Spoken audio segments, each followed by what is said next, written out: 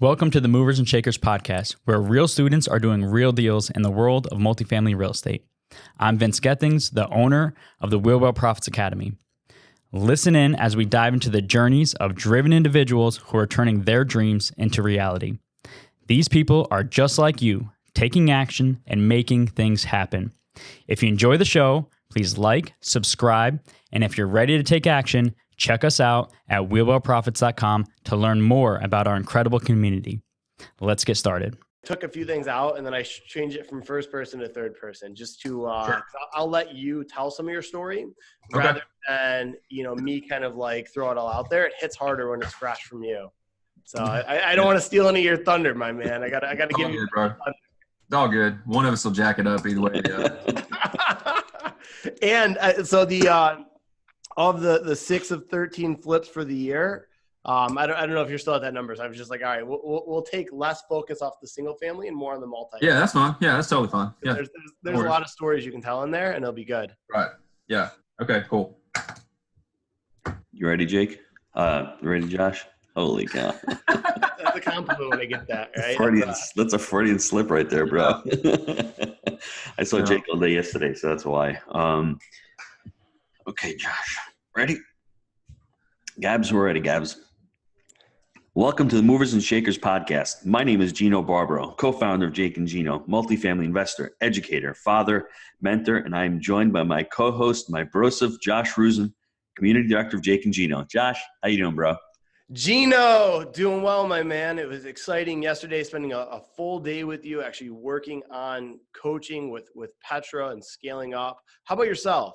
I'm doing good. The one thing I noticed yesterday is Josh had no caffeine throughout the whole day, so he was waning towards the end of the afternoon. It was a full day coaching. We practice what we preach, right, Josh? It's all about, I guess, personal growth, personal development, and I think coaching is a big element of it, and you just got to continue to learn, to grow, to set priorities, to set tasks, and to set goals, and then hold yourself accountable. And if you can't hold yourself accountable, you need a team member too. So one of the big takeaways is from yesterday was once you assign a task to somebody, it's got to be one person, because if there's two people assigned to it, then nobody's accountable. So if you're holding yourself accountable, you need somebody to hold you accountable to it. So it was a great day. It was great seeing the whole team yesterday. It's a great takeaway. And another thing, Gino, how can you offer coaching yourself if you're not investing in coaching and practicing what you preach, right? You can always reach up and there's levels to it. So proud to be working with a group that practices what they preach and put their money where their mouth is. So, and it's amazing, Josh, the more money you spend on yourself, the more money you make in return down the road. So that was a really hard thing for me to do. Once you invest in yourself and you start spending money on yourself, that money comes back to you. And it's hard because when you don't have it, you're saying, I've got to make the money and then I'll invest in myself. I will guarantee you, if you can find the money to invest in your education and invest in yourself, you'll get that money back down the road. Nice. There's a reason they call it an investment, right? Mm-hmm. Yep, I agree. So enough about that, and on to today's guest. So today we have Darren Light. So he's a mechanical engineer by trade. Darren quickly realized that his W-2 job and 401k would not support the current lifestyle and retirement that he wanted. At the convincing of a friend, he attended one of the guru seminars in the local area. After that, he started purchasing single-family rentals and doing flips. And then after being laid off from his corporate job at 12 years, he went all in real estate by cashing in his 401k and stock options. Now, in November of 2017, he actually attended the very first Jake and Gino event here in Knoxville. During that event, he made the decision to focus on multifamily assets and sell all of his single-family rentals while still flipping homes. Since October of 2018, he has become part owner on the GP side of 103 doors. Wow. Darren thrives on inspiring and motivating others while living the go-giver attitude. Welcome, Darren. Good morning, guys. Glad to be on. Appreciate it. All right, so Darren, there's a lot here in that story. Let's talk about your thoughts going into real estate in that first seminar, kind of what changed and how we decided to go to multifamily as the big picture goal. Would love to learn about that. Thoughts going to that guru seminar. I'll be honest with you. I was dragged to that by a friend and thought, real estate, that sounds cool. Didn't know a whole lot about it. Once I went to this guru seminar, if you will, I realized, okay, yeah, there's some potential here. I wasted a ton of money on this guru seminar. You have multiple meetings when you do this type of thing with these type of people. But made a decision to start a business of some form, which was purchasing single family homes and doing flips. Through that, ended up having a bad partnership, just learned about how to vet a partner through all that experience. And then at that point in my W-2 career, literally 6 months before I was let off from my job, it was almost as if God was prompting me to be ready for this to happen, because I would literally walk around the office and look at people, even though I could see myself sitting in my chair, staring at my monitor and thinking to myself, man, we are slaves to that monitor and or making someone else rich. Literally, these were the thoughts I had. And so when that layoff occurred, I had already made the decision through the first Jake and Gino event that occurred after that to go full-time multifamily. But when it happened, it forced me to make decisions that I would not have made or delayed making. And I was so ready. I was like, it's game time, 100 miles an hour. Let's do this. And so here we are. So what was the difference between the first, I guess, I hate using that word guru, but that first seminar you went to and then joining the Jake and Gino community? As we used the term before we started recording this morning, total pitch fest, total salesmanship, total just, motivate you to do whatever action we want you to do that requires money within the room that day. You learn a little bit, yeah, but you also learn things that were public information that you could have learned from anyone if you had only known that up front. And promises of calls afterwards, accountability and that sort of thing. And that never happened. Maybe a call, but nothing like what Jake and Gino provides. So there's no fulfillment. So it's on the front end. And I don't mind going to these events, because if I'm looking for information and they can package it properly and it's done well and there's a fulfillment, there's a lot of value to that. So in this seminar, was it single family homes or was it multifamily investing? It was single family. So it's single family. So then, so what drew you to the multifamily space then? So you and Jake spoke at the Knox RIA monthly meeting. I want to say October 2015. Yes, I remember that. Yes. Okay, so it was that long ago. Well, not until, and at that point, I was just kind of, and I don't even think, for some reason I want to say it was 2016, but it might have been 2015. But that's when I met you guys in person. Everything you said at that meeting was totally over my head. I already had my mind made up of what I was doing, so it kind of went in one ear and out the other because I didn't understand it. But when I got a free ticket to the very first live event in Knoxville, an hour in the meeting, my mind was totally made up. I'm done with single family because the numbers and everything, the scalability, creating generational wealth quickly, just all the scalability factors that came with multifamily during that first hour. I made a decision right then and there. I'm done. I'm done with single family, and so and then we just started making partnerships and meeting friends, and just went from there. So what were your limiting beliefs about multifamily when you first started out?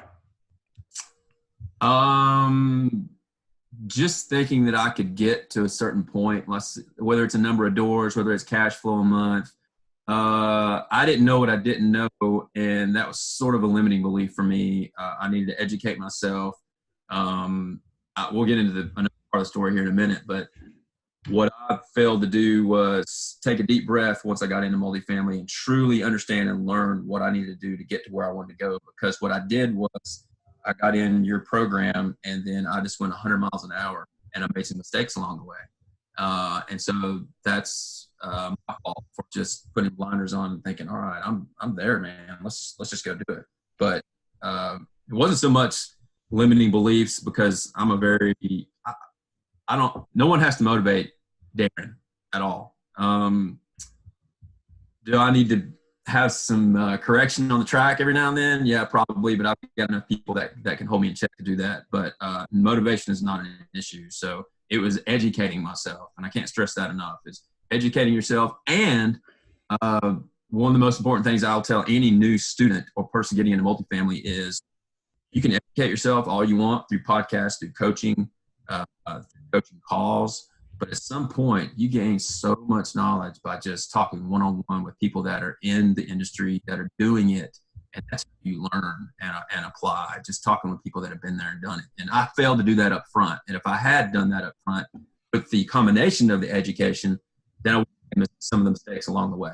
That's great. You need to be educated, though, to be able to speak to these people, because you don't want to sound like an idiot, because you are obviously the smartest guy in the room right now, because I'm not a mechanical engineer, and I know Josh isn't either. So between the two of us, we might have the IQ of a mechanical engineer. But you really, I mean, real estate is not rocket science. I mean, if you can learn the terms cap rate, if you can learn the terms emerging market, if you can learn the terms what a cash on cash return is, and then have those conversations, you need to really educate yourself on all those terms that we're using. What did you not know that you know now? Like you said, I didn't know what I didn't know. Well, give me some of those things, because I know So if you recall back to the very first deal under contract in Johnson City, very first deal. Oh, I remember that. We were sitting in a mastermind. I'll paint the story for everybody. This is how we make it happen at Jake and Gino. I flew back from New York, went to Disney for a day. We had a mastermind set up at 7 p.m. Wednesday night. I'm in this hotel room, and I think Josh is with us. It's a monthly mastermind of 10 people,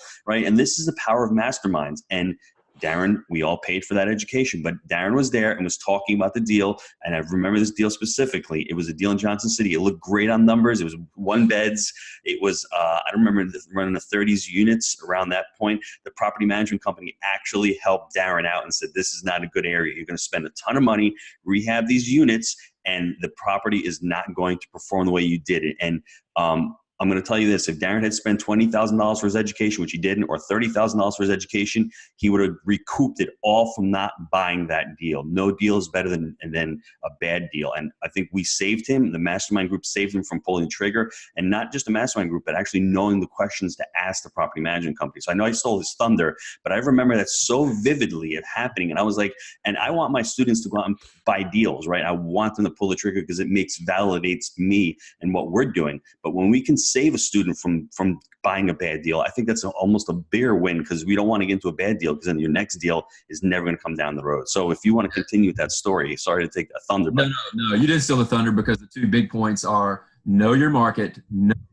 your market, and do your due diligence. When you think you know your market or due diligence, do it again. Talk to people, talk to property managers, talk to other people that are investing there, get to more brokers that are investing there, talk to investors. I didn't do that. I failed to do that. I didn't do it until after I had the property under contract. So I didn't know what I didn't know within a half-mile radius of where this property was, basically a all low-income area. I had done my due diligence outside of that area and thought, oh, I got this. And then when I sat down with this property manager that I had never met in my life, who now owns our property, we do own in Johnson City, as well as some other stuff for me in Knoxville. It's continuing to put me in touch with owners of other properties that are looking to sell. Amazing asset, because become family. Those are the 2 biggest lessons: know your market and due diligence. So talk about the due diligence a little bit. What are some of the steps that people can take? Because I think everyone, when they look back at it, one of the big things that Jake and Gino does, we give you a checklist of due diligence items. There's 28 or 29 things you got to do at least during due diligence, and the time period, and looking at the financials. And my first couple of deals that I did before I got into multifamily, that was the big point. It was vetting the sponsors, which was huge, and also not looking at the numbers, not looking at the market. What part of due diligence did you find that were really helpful and you can give people tips on? Here's what you've got the checklist that you referred to, and yes, you have that. You have all the websites where you can find out the market data, if you will. But there's nothing like. But what people fail to realize, especially when they do, is there are markets within markets, and sometimes there are markets within markets within markets. You know, call them tertiary markets, whatever you want to say. 1 block over, that could not be the case. Although painted through data, you can't see that. Mm-hmm. So that's when you do sit down with a property manager that knows the area, or another investor that knows the area, or a broker that knows the area, and you ask those questions about, tell me about this complex here, this 100 unit that's located, a half a mile from this low income neighborhood. Does it affect it? It's people. So it goes, that I think is invaluable. You can look at all the data you want, but sometimes the data doesn't tell the entire story or picture of what you really need to know if you can work your plan and your strategy for owning that property moving forward. So your first big deal that you guys closed, how did you find that deal? And give us some learning lessons from that first deal, the first big one. So the first big one was because of the Jake and Gino community. Gino actually put the person in touch with me that had the deal, And because I had some experience and knowledge in that exact area, Johnson City, he put us in touch with one another. We began to speak. I immediately got in touch with 2 or 3 other people that I knew in the community. I had more contacts at that point. And that particular deal was, if I'm not mistaken, was under contract before we got it under contract, and the potential new owner backed out at the last minute because of the amount of rehab that it was going to entail. It's approximately, we got it for about 19 and a half a door. Mom and pop, C-class. Everyone was month-to-month rent. Some people were paying rent. Some people were paying $250, $300, $350 rent for a 1-bedroom, a 2-bedroom. About 90% occupied at that time. And so we have about $750,000 that we're still doing. We had to get a bridge loan to do that. And we're just trying right now to, along with that, we've had bumps and bruises along the road with contractors, code violations with contractors, now having to go back and redo some work that's been done because of code violations. And I will say that we have experienced it all with this project. I don't know that I want to do another one like that. I'm not saying that I would never do another one like that, because the value that you have at the end when it's finished is incredible. It's going to cash flow just incredible. But learn some pains and aches along the way, but it only makes you tougher. There's never been a time where I've just thrown my hands up and wanting to give up, but we know in the end it's going to be worth it. So what's great about it, I'm going to pull some learning lessons from it myself, because from what I learned, first thing was Darren learned the market. One way to get into multifamily is provide value. He provided value for his potential partners by knowing the market, by being able to look at the property, by being a bird dog, by being able to go down and do some, day-to-day, as far as talking to the property managers, talking to the construction crew out there, talking to the brokers out there. Knowing your market is really important, and actually being able to provide value for your team. And the second thing was, I'm surprised that he did that for his very first deal. I probably wouldn't have done it because I'm not as brave as Darren. So, but he knew his numbers, and he knows there's a ton of value. I mean, $350 a month for a 1-bedroom, they're probably going to go for $600 to $650, and the 2 beds are probably going to be in the 8s. So the other thing with multifamily is it's a business. That's the first thing. The second thing is it's the long game. Whether you're buying a property that's momentum, cash flowing, or a property that you have to rehab, it's really planting the seeds today and watering those seeds and making sure that there's a vision. He has the exit strategy. He knows what he's going to do. He knows the market cycle. He's still in a good market cycle, and he's got the debt piece on there. He's got bridge financing. So all those 3 components, whether he knew it or he didn't, he did it really well, and that this property is going to cash flow. So when you got this deal and you have those learning pains, what's your next step? What's the next thing that you guys do? Just where this particular property is? I mean, as far as going out and doing other deals or looking at other properties.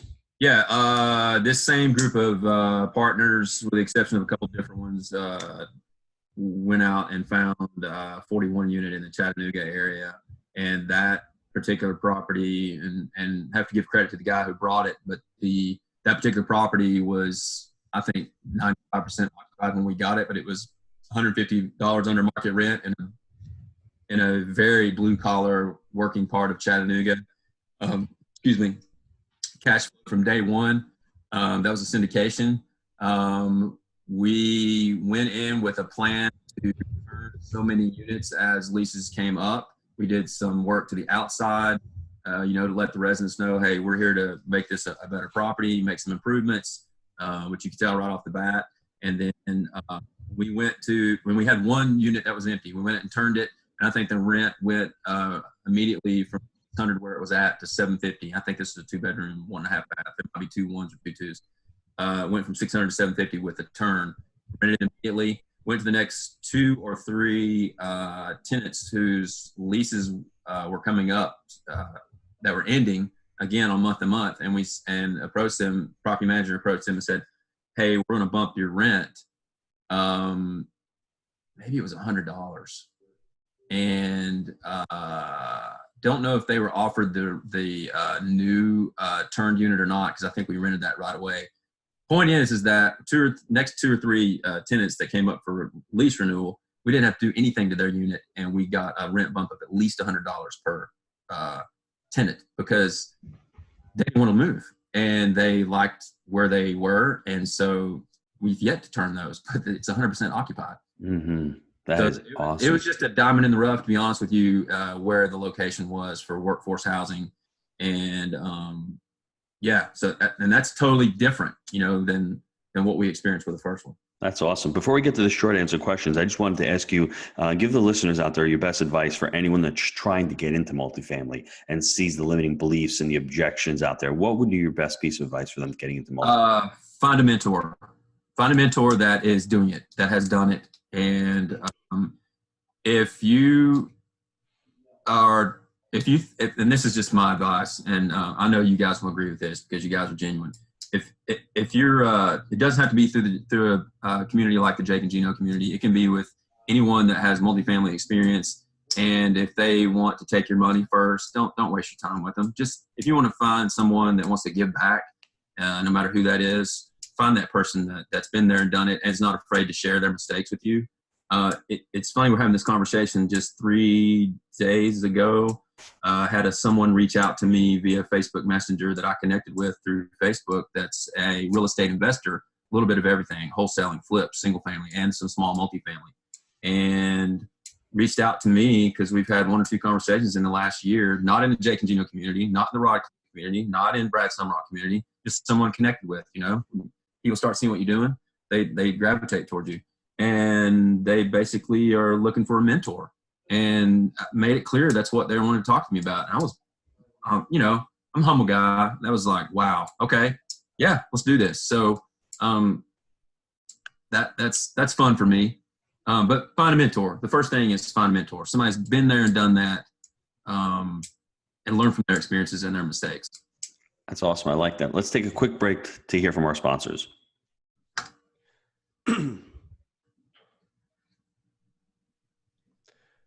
All right, Darren, got some short answer questions for you here. So what is your favorite book you've ever read and why? Go Giver. Okay, why? Number one, it's a simple read because I'm a simple reader. I can understand it quickly. So I've always lived by the golden rule, do unto others as you would have them do unto you. And that's scripture, of course, as well. And that's very important to me. But when you read that book, that takes giving to an entirely different level that I couldn't comprehend until I read that book. And so I identify in that book very much personally with the connector. And I find myself doing that a lot. I found that I had always been doing that, but just didn't really realize it. And so now I'm intentional about being a connector, if you will. Awesome. What about your best habit for success? Best habit for success. Gosh, if you want to get into like maybe daily routines or something like that, I don't know if that's where you're going, but every morning, get up, go to the gym or run. I read scripture every morning. I have a little devotional. I had been doing some meditation, kind of gotten away from that, but need to get back to it. But those are, you have to, if you can't take care of yourself, you can't take care of your business. Bottom line. Well said. Love that. All right, Gino, there's been some very powerful takeaways on this episode. I want to go through a few of them, and then I know you're going to add to it. So with Darren's first big deal, he took down a hairy one, to say the least, but when you solve big problems, you get big paychecks, right? So there's a lot of opportunity in that. And then the other one is your network equals your net worth. So with these deals, through partnership and being part of a powerful community, that's what was able to help Darren go further, faster. Gino, what takeaways do you have to add to this one? How much time we got? I think the go-giver, unfortunately, will not resonate with the vast majority of people who read it when they're at a W-2 job, because we're trained to say, it's all about me, it's all about me. But if you're an insurance salesperson or you're a real estate educator like us, if you can give value on the front end, people will be more receptive to you nowadays because everything's transparent with the internet. And if you can show value to people, they're going to gravitate more towards you because everyone's out there in this dog eat dog world. It's me, me, me, me, me. And if you can focus on just continuing to give value to people, whether it's through a podcast, whether it's through writing a book, whether it's through showing blogs, whether it's through doing monthly calls, whatever it is, you show that value, people are going to gravitate towards your brand and they're going to like you and they're going to trust you. And that's the whole thing. So you're giving them value. So you're giving to get. That's the whole thing. And it's hard when you're trying to pay the mortgage and you're trying to do your financial obligations, because you're thinking about yourself. You're also self-centered. And that's what the salesperson in the Go-Giver was. It was all about him making a sale and landing the fish, instead of saying, what can I do for that fish? What value can I provide for that fish? And, whether it's, educating him, whether it's getting the best price, whether it's finding out what he really needs. Maybe my product doesn't align with him. And we're always thinking coming from our perspective. And this is important, because if you're raising capital out there and you're trying to raise capital from investors, we're thinking we need money for this deal, but do your investors want a 5% pref? Let's say that's what you're giving. Can your investors give you money for 5 to 7 years? You have to ask them those questions. So use that book to do that, because that's really important, looking at it from their perspective. I mean, Josh loves to read the book and always mentions same side selling. Find impact together. It's very similar to what the Go-Giver is, and it's really trying to find impact together. And if you can work together and you can give, your life will be so much more rewarding, and you'll work with people you want to work with. So if your product or whatever you're offering doesn't fit, you can just walk away. No harm, no foul.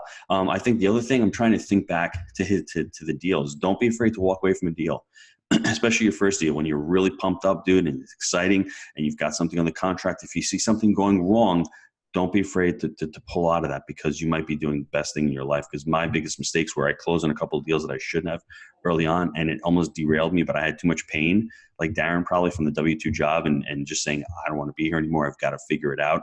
So don't derail it. And I wouldn't recommend going into a 61 unit hairy deal like that on your first deal.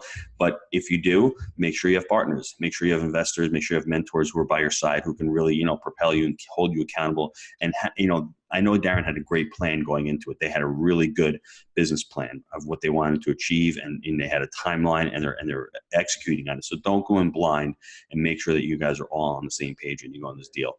Anything else, Josh? I think you covered it well. Guys, I want to thank Darren for being an amazing guest on the show and sharing his movers and shakers story. If you want to be the next movers and shakers, email me, josh@jakeandgino.com. If you like the show, please leave us a review. And until next time, let's make it a movers and shakers week. Thanks, Darren. Guys. All right. Thanks, guys. Have a great day.